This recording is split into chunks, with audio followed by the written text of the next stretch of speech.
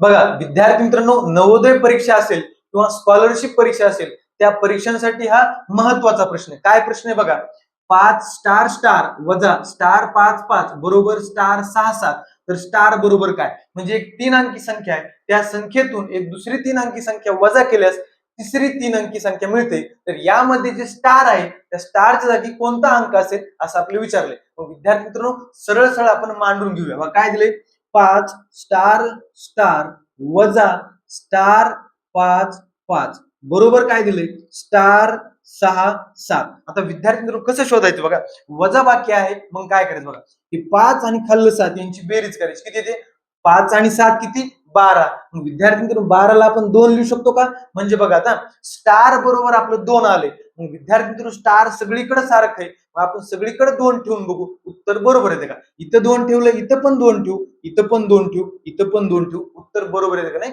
Check करू. बघा बघा, 2तून 5 जातात का, नाही जात. मग इथून हातचा घेऊ. बघा 2 मधून हा एक हातचा घेतला, इथं राहिला 1, किती झाले 12.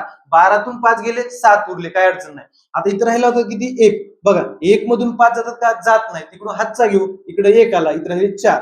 बघा 11तून 5 गेले 6 आले, बरोबर आहे, काय अडचण नाही. पुन्हा 4तून 2 गेले 2 आले, म्हणजे विद्यार्थी मित्रांनो स्टार बरोबर 2 हे आपलं उत्तर बरोबर आहे. पर्याय क्रमांक 2 आपलं बरोबर असणार. धन्यवाद.